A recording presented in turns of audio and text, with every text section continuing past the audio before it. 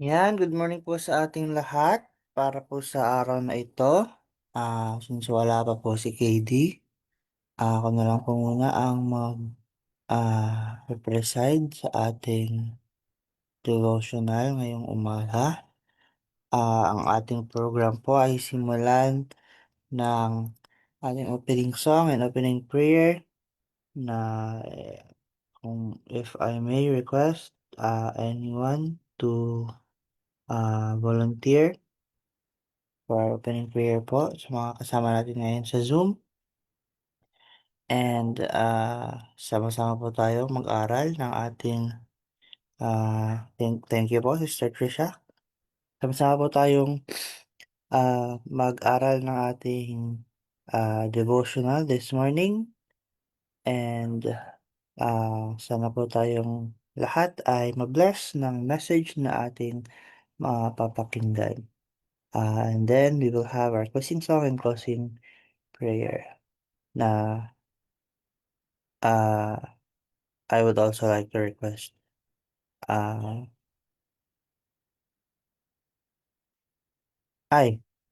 si Brother first daw po ang opening prayer and Sister Trisha, puwede po bang kayo na lang po mag-closing prayer mamaya?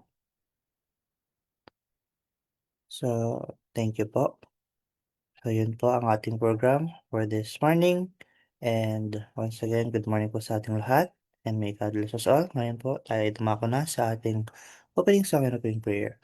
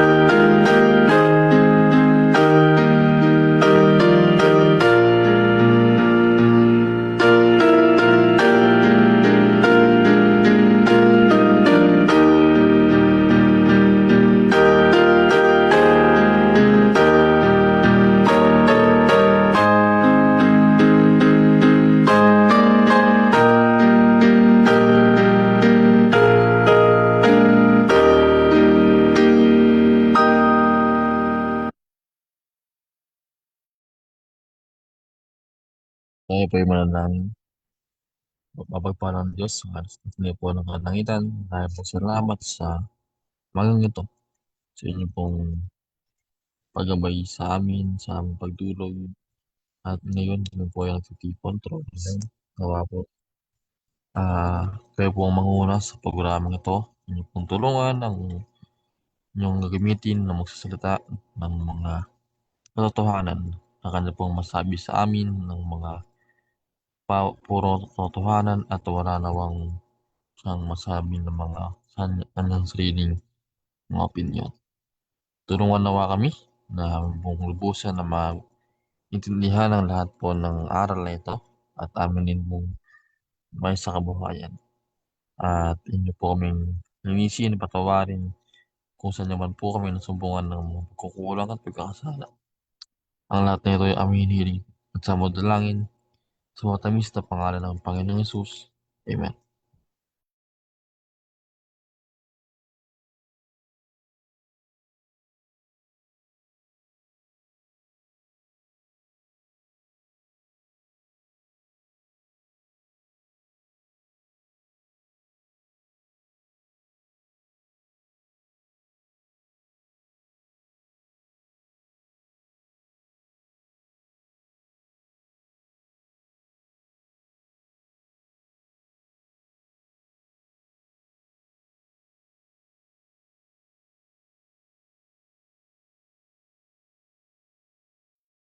Yan, magandang umaga po muli sa ating lahat. Para po sa umagang ito, ay,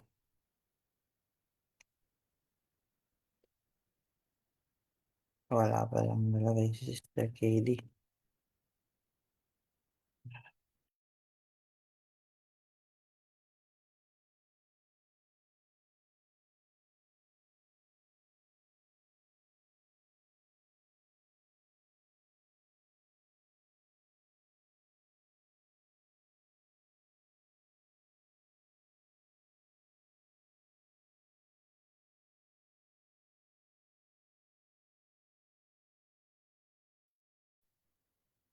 Ayan, for this morning po, our devotional is found in The Faith I Live By, and it is titled A Prior Judgment. So for our key text can be found in 1 Timothy 5:24. It says here, some men's sins are open beforehand, going before to judgment, and some men they follow after. So, yun nga po it says na bago pa man si Jesus ay bumalik, ay magkakaroon ng investigative judgment sa langit kung saan ang bawat ah, kung saan ang buhay ng bawat tao ay lilitisin. And Christ will only return dito sa lupa kapag natapos na ang gawain na ito. And He will be bringing us rewards then according to uh, what according to our choices and our faithfulness. And punishment din for our unfaithfulness. At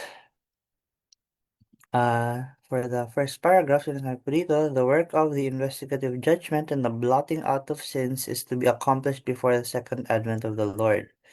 Since the dead are to be judged out of the things written in the books, it is impossible that the sins of men should be blotted out until after the judgment at which their cases are to be investigated.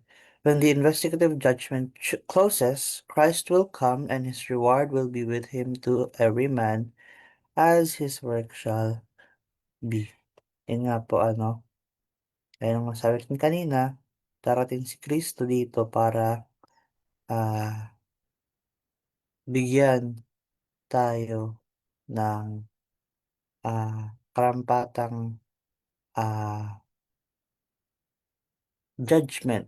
Ano po, kung tayo ay naging tapat or hindi naging tapat, merong karapat-dapat na ah, paghuhukom na tayo ay matatanggap. And yun nga, wala tayong maaaring ireklamo sa Panginoon because, ah, yung judgment na kanyang ibibigay sa atin ay, totoo ngang, ah, fair para sa ating lahat because ito nga ay kanyang, ah, ah, gagawin based on what we have done kasi naka-record naman lahat ng ating mga ginawa at ang ating buhay dito sa lupa doon sa aklat ng buhay sa langit.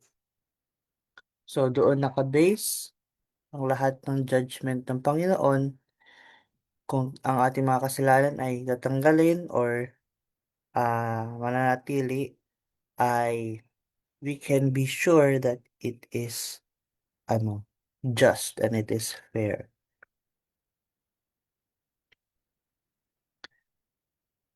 And yun nga, yun yung kanyang gagawin bago siya pumunta dito sa lupa. So, hindi siya babalik dito hanggat hindi niya natatapos ah, hanggat hindi niya natatapos na suriin yung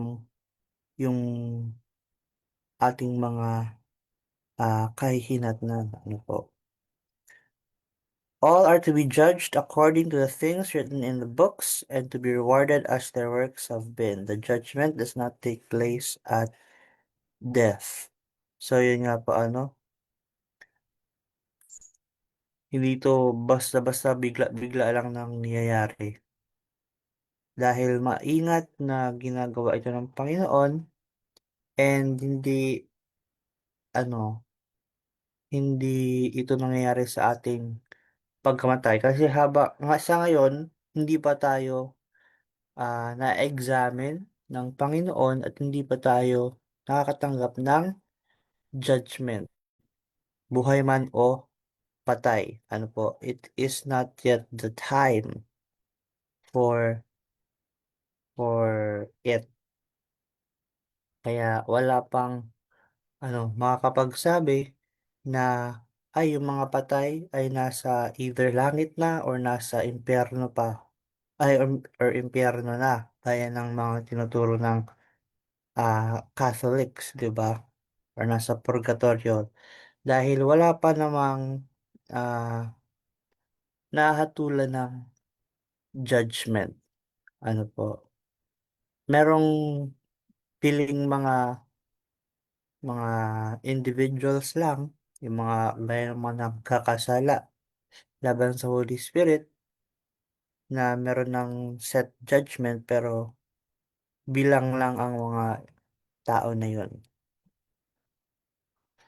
And uh, in the typical service, the high priest, having made the atonement for Israel, came forth and blessed the congregation. So Christ, at the close of his work as mediator, will appear without sin unto salvation, to bless his waiting people with eternal life. As the priest, in removing the sins from the sanctuary, confessed them upon the head of the scapegoat, so Christ will place all these sins upon Satan, the originator and instigator of sin. The scapegoat, bearing the sins of Israel, was sent away unto a land not inhabited. So Satan, bearing the guilt of all the sins which he has caused God's people to commit, will be for 1,000 years confined to the earth, which will then be desolate, without inhabitant, and he will at last suffer the full penalty of sin in the fires that shall destroy all the wicked. And ah makita nga po dito na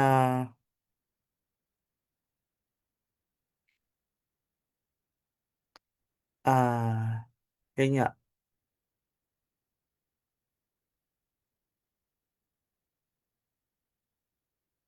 wait lang po.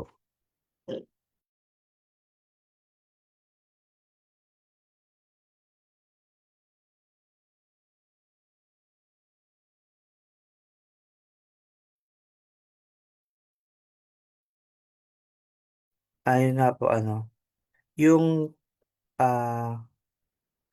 kaligtasan natin ay, ah, ino-offer sa bawat isa sa atin.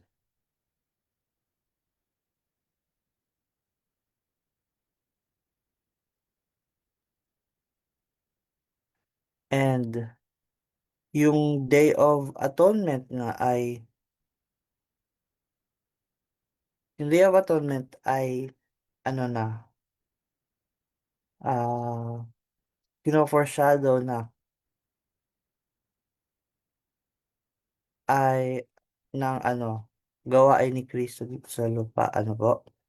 Dahil after niyang makumpleto yung kanyang ministry bilang high priest ay,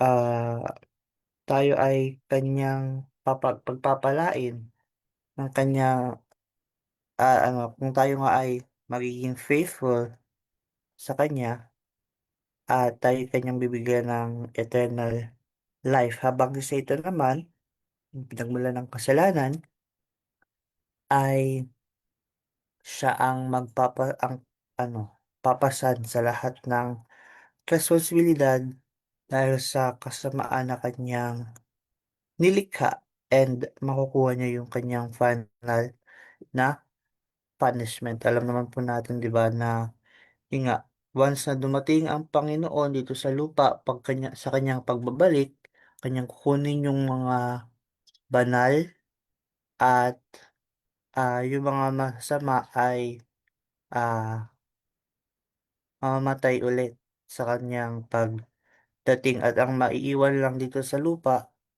dito sa mundo ay si Satan. Sa nga dito, siya ay, um, parang makukulong dito sa mundo for 1,000 years na mag-isa. Ano po?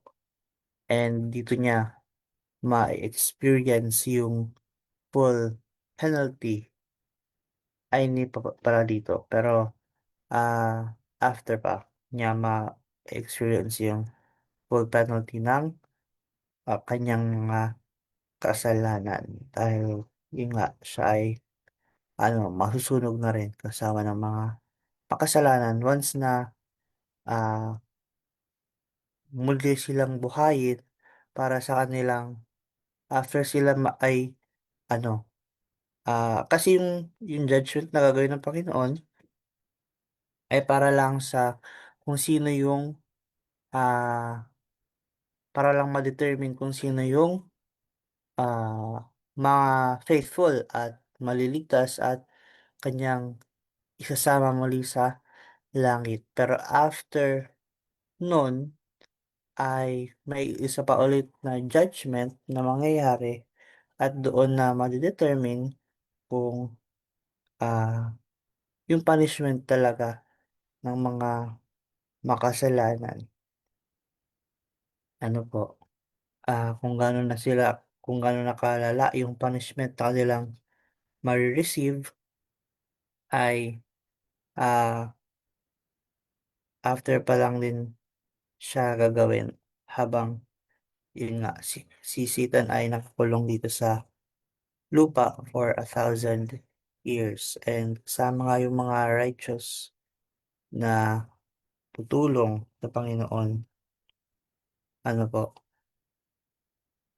And a few, yes, only a few of the vast number who people the earth will be saved unto life eternal. While the masses who have not perfected their souls in obeying the truth will be appointed to the second death. So yun nga po ano. Bagaman ang ating kaligtasan nga ang kaligtasan nga ay available naman for everyone, not everyone will ano, be able to ano, hindi naman sa receive pero hindi nila makiklaim yung, ah, yung kaligtasan hindi dahil wala silang opportunity to do so pero dahil hindi nila to pinili. ano po. And, dahil yun nga, tanging ang mga tao na genuinely na umaksap kay Christ and faithfully obey His truth ang makakatanggap ng walang hanggang buhay. And kaya naman tayo tinatawag na buong pusong, ah, sumunod at mag-commit sa ating Panginoon. While the sins of penitent believers are being removed from the sanctuary, there is to be a special work of purification of putting away sin among God's people upon earth. And yun nga po, kaya naman habang si Kristo ay gumagawa doon sa sanctuaryo sa langit, ano po, while He is completing His work, tayong mga tao dito sa lupa ay tinatawagan na makiisa sa Kanya sa pag ano, sa pagtanggal ng ating mga kasalanan ng ng Kanyang ma-purify ang ating mga puso at ang ating mga buhay, ano po. 'Di ba kasi nga 'yun ang ang gagawin ng Panginoon sa judgment ay kung kaninong mga kasalanan ang matatanggal, ma-e-erase. So, tulungan natin ang Panginoon, tayo na ang unti-unting magtanggal at magbura ng ating mga kasalanan, ano po, para mas mapadali ang kanyang trabaho. And with that, ano po, tayo nga ay pinapaalalahanan ng ating devotional ngayon na tayo ay ah, nabubuhay sa ah, sa time kung saan tayo ay ah, susuriin nga ng Panginoon. Ano po? And Christ is faithfully ministering naman on our behalf at tinatawagan ang bawat isa sa atin na magbago at ah, humingi ng tawad para sa ating mga kasalanan. Tinatawagan niya rin tayo na sumunod sa kanyang kalooban at ah, magsumikap na maka-achieve ng holiness. Ano po? And habang tayo ay nagpe-prepare para sa kanyang muling pagbabalik for His soon return, ay we should seek daily cleansing from sin at ibigay natin ang ating tiwala sa kanyang grace, sa kanyang biyaya, and tayo ay manatiling tapat ng ating matanggap yung kanyang gift of eternal life kapag siya ay bumalik na nga po dito sa lupa para tayo ay kunin. So yun po ang ating devotional this morning. Sana po ay marami tayong natutunan sa araw na ito. Good morning po sa ating lahat. And ah yun nga po, nawa ang bawat isa sa atin ay ah magawa nga nating tulungan ng ating Panginoon at i-prepare ang ating mga sarili sa darating na judgment. And sana ay once that it does happen, ay we may all be found ah clean and pure and karapat-dapat na mga anak ng Diyos at sama-sama tayo na ano, na kanyang ano, makuha at dalhin sa langit. Ano po. So, dito na po nagtatapos ang ating devotional this morning. Kung meron pong nais magbahagi, welcome po kayo. If anyone would like to share, you're welcome to do so.